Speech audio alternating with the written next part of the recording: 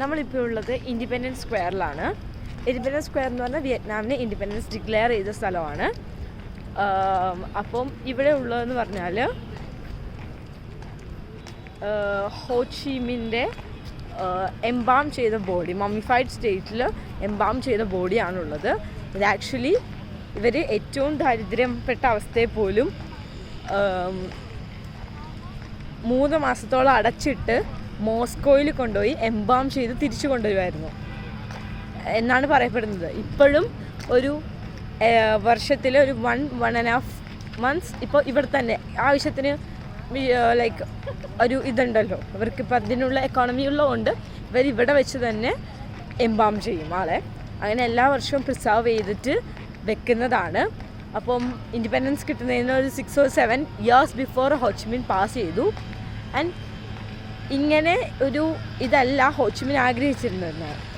ഹോച്ചിമിന് ആളെ ക്രിമേറ്റ് ചെയ്തിട്ട് ആ ഒരു ആഷസ് നോർത്ത്, സെൻട്രൽ, സൗത്ത് ഈ 3 വിയറ്റ്നാമിൻ്റെ ഏരിയകളിലേക്കും പകർത്തിയിടണം എന്നായിരുന്നു ആളുടെ ആഗ്രഹം. അവിടെ എല്ലായിടത്തും ഈ ഒരു ആഷസ് കൊണ്ട് കീപ്പ് ചെയ്യണം എന്നായിരുന്നു അയാളുടെ ആഗ്രഹം. പക്ഷേ അപ്പോഴത്തെ ഗവൺമെൻറ്, കാരണം അവർ യുദ്ധം ജയിച്ചിട്ടില്ല, ഹോച്ചിമിനായിരുന്നു ഇവരുടെ ലീഡർ മരിച്ചുപോയി. അപ്പം എങ്ങാനും ആ ഒരു സ്പിരിറ്റ് പോയാലോ, ആൾക്കാരുടെ ഉള്ളിൽ നിന്ന് പോയാലോ എന്ന് കരുതി ആണ് ആളെ പ്രിസർവ് ചെയ്യാൻ തീരുമാനിച്ചത്. അപ്പോൾ ഇവർക്കൊരു ഫീലിംഗ് ഉണ്ടാവുമല്ലോ, ആൾ നമ്മുടെ കൂടെയുണ്ട്, ഈ ലൈക്ക് പോയിട്ടില്ല എന്നൊരു ഫീലിംഗ് ഉണ്ടാവാൻ വേണ്ടിയിട്ട് ഇവിടെ പ്രിസർവ് ചെയ്തത്. ആൻഡ് ഇവിടെ ഭയങ്കര ടൈറ്റ് സെക്യൂരിറ്റിയാണ്. നമ്മളിങ്ങനെ കയറുന്ന ടൈമിൽ നമ്മളെ ഫുള്ള് സ്കാൻ ചെയ്യും, എയർപോർട്ടിൽ സ്കാൻ ചെയ്യുന്ന പോലെ സ്കാൻ ചെയ്ത് അങ്ങനെയാണ് ഇവിടെ കയറ്റുന്നത്. ആൻഡ് ഇഷ്ടം പോലെ ഹയർ ഓഫീസേഴ്സ് ഇവിടെ നിൽക്കുന്നത് കാണാൻ പറ്റും. And this is it.